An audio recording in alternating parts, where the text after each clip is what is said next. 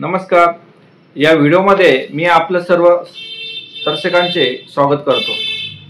आज आपण भारतीय साक्ष अधिनियम 2023 या कायद्याविषयी जाणूया.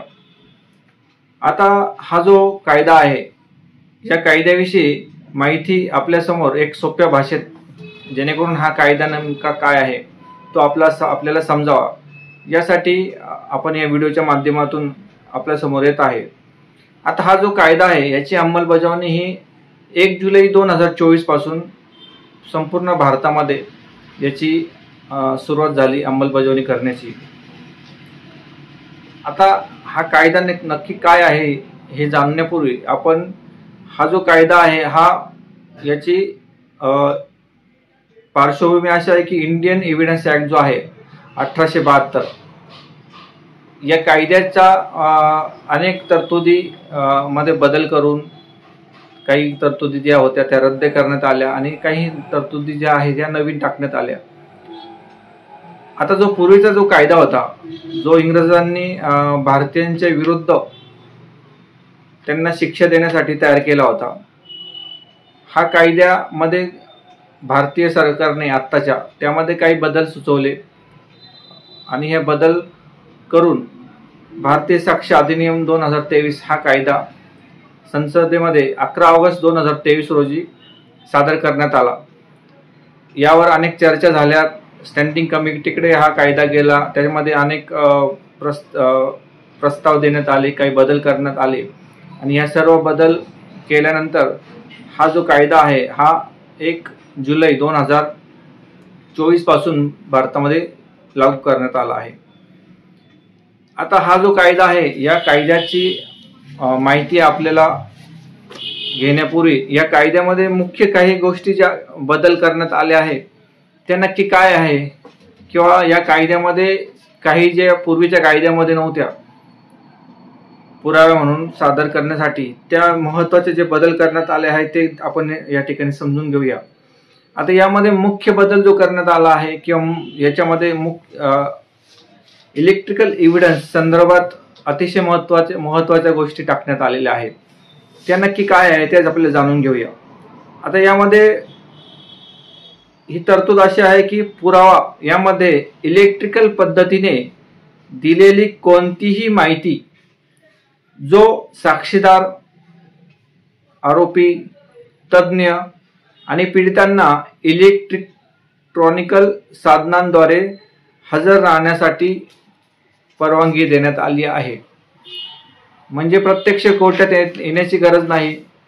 एखाद्या साक्षीदाराला जर व्हिडिओ कॉन्फरन्सद्वारे, आरोपीला जर हजर करण्यासाठी व्हिडिओ कॉन्फरन्सची गरज असेल किंवा एखादे पीडित असेल त्याला प्रत्यक्ष न्यायालयामध्ये येण्याची गरज नाही, मग अशा परिस्थितीमध्ये त्या व्यक्तीला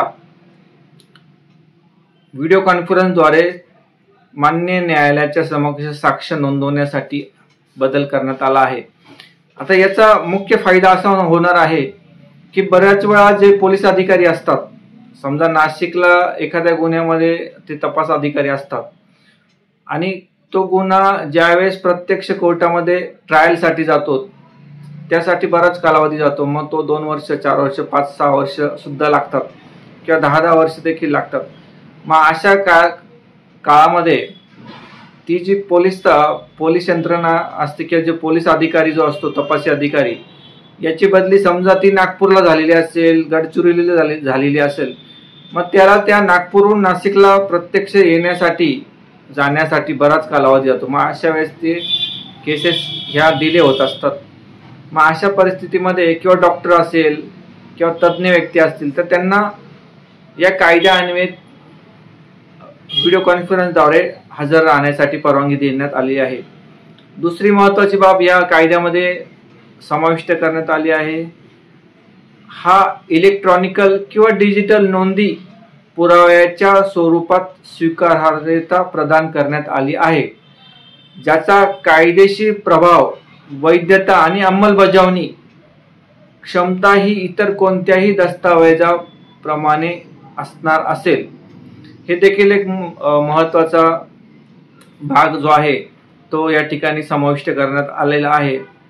त्यानंतर तिसरा जी बाब आहे यामध्ये दुय्यम पुराव्याची व्याप्ती वाढवण्याचा प्रयत्न केलेला आहे, ज्यामध्ये यांत्रिक प्रक्रियेद्वारे मूळ दस्तावेजांपासून बनविलेल्या प्रती, मूळ प्रतींपासून बनविलेल्या किंवा तुलना केलेल्या प्रती, ज्या पक्षांनी ती केली नाही अशा दस्तावेजांची प्रतिरूपे आणि ज्याने स्वतः ती पाहिली आहे अशा व्यक्तीने दस्तावेजातील माहिती तोंडी प्रतिपादित केले आहे आणि मूळ रेकॉर्डाचे जुळणारे हॅश मूल्य असलेले रेकॉर्ड पुराव्याचा दुय्यम पुरावा म्हणून स्वीकारला जाणार आहे। हे देखील एक चांगला पाऊल या ठिकाणी या कायद्यामध्ये उचलण्यात आले आहे।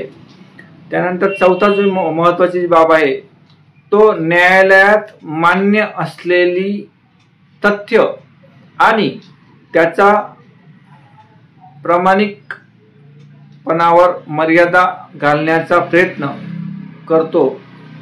प्रस्तावित विधेयक पुराव्याद्वारे प्रकरणातील तथ्य आणि परिस्थिती हाताळण्यासाठी न्यायालयाच्या वापरासाठी अधिक अचूक आणि एकसमान नियम सादर केले आहे। अशा प्रकारे या कायद्यामध्ये काही महत्त्वाच्या ज्या बाबी आपण समाविष्ट केल्या आहेत त्याबाबत चर्चा केली। आता भारतीय साक्ष अधिनियम 2023 या कायद्यामध्ये मुख्य कुठल्या प्रकारच्या तरतुदी आहे किंवा याचं स्वरूप काय आहे ते आता आपण या ठिकाणी जाणून घेऊया। आता या कायद्यामध्ये या कायद्याची प्रस्तावना दिलेली आहे, या कायद्याचे उद्दिष्ट दिलेले आहे, त्यानंतर या कायद्यामध्ये कुठल्या कुठल्या महत्त्वाच्या बाबी समाविष्ट आहे त्या संदर्भात व्याख्या त्या ठिकाणी स्पष्ट केल्या आहे। मग ते एव्हिडन्स म्हणजे काय, डॉक्युमेंटरी एव्हिडन्स म्हणजे काय, ओरल एव्हिडन्स म्हणजे काय, रिलेव्हंट फॅक्ट म्हणजे काय, फॅक्ट म्हणजे काय, फॅक्ट इन इश्यू म्हणजे काय, अशा प्रकारे व्याख्या ह्या कायद्यामध्ये दिलेल्या आहे। त्यानंतर पुरावा संबंधी रिलेव्हंट फॅक्ट कोणत्या असल्या पाहिजे किंवा फॅक्ट संदर्भात कुठल्या कुठल्या पद्धती आहेत त्या याच्यामध्ये समाविष्ट केलेल्या आहे। त्यानंतर कोणते पुरावे कोर्टात ग्राह्य धरले जातात किंवा कुठले पुरावे कोर्टात ग्राह्य धरले जात नाही, त्यानंतर कोणते पुरावे कोर्टात साबित करण्याची गरज नाही, तोंडी पुरावा कसा साबित केला पाहिजे, तोंडी पुरावा म्हणजे काय, लेखी पुरावा म्हणजे काय, इलेक्ट्रिकल पुरावा संबंधी माहिती दिलेली आहे तो कशा प्रकारे साबित करावा, मूळ पुरावा म्हणजे काय, दुय्यम पुरावा म्हणजे काय, इलेक्ट्रिकल पुरावा म्हणजे मध्ये कुठल्या बाबी समाविष्ट केल्या आहे। मग त्या इलेक्ट्रिकल डिजिटल सह्या असतील, ईमेल असेल, कॉल रेकॉर्ड असतील, व्हॉट्सअप चॅटिंग असेल, फेसबुक चॅटिंग, CCTV रेकॉर्ड असेल फुटेजचे, या संदर्भात कोर्टामध्ये ज्यावेळेस ह्या पुराव्या संदर्भात ग्राह्य कसे धरावे हे दिलेलं आहे। त्यानंतर पुरावा साबित करणे कसा करावा आणि पुरावा साबित कोणी आणि कसा करावा किंवा पुरावा साबित करण्याची जबाबदारी कोणत्या पक्षकारावर असेल हे देखील यामध्ये दिलेले आहे। त्यानंतर साक्षीदार कोण असावा, योग्य साक्षीदार कोणता आहे आणि कोणता साक्षीदार विश्वसनीय आहे हे देखील या पुराव्या कायद्यात दिलेले आहे। त्यानंतर ज्यावेळेस मान्य न्यायालयासमक्ष जो साक्षीदार येतो, मग तो आयओ असेल, पंच असेल, आय विटनेस असेल किंवा एखादा एक्सपर्ट ओपिनियनवाला जो असतो, डॉक्टर असतो, तो जेव्हा कोर्टासमक्ष येतो त्यावेळेस त्याची क्रॉस, ज्याला आपण तपासणी कशी करावी, सरतपासणी कशी असावी किंवा क्रॉस कशी घ्यावी या संदर्भात या कायद्यामध्ये दिलेले आहे। स्टेटमेंट कशा प्रकारे घेतले गेले जातात किंवा साक्ष कशी घेतली जाते आणि या संदर्भात या पुराव्या कायद्यामध्ये पुराव्या संदर्भात सर्व माहिती या ठिकाणी दिलेली आहे। ज्यावेळेस मान्य न्यायालयामध्ये कुठलीही क्रिमिनल केस असेल किंवा सिव्हिल केस आहे, ती केस चालवताना कुठल्या प्रकारचे पुरावे, मग ते पोलिसांनी रेकॉर्ड कसे करावे किंवा सिव्हिल दाव्यामध्ये कुठले पुरावे ग्राह्य कसे धरावे आणि न्याय निर्णय कामी कुठले पुरावे ग्राह्य धरले जातात या संदर्भात या भारतीय साक्ष अधिनियम 2023 मध्ये दिलेले आहे। हा व्हिडिओ जर आपल्याला आवडला असेल तर लाईक, शेअर आणि सबस्क्राईब नक्की करा. धन्यवाद.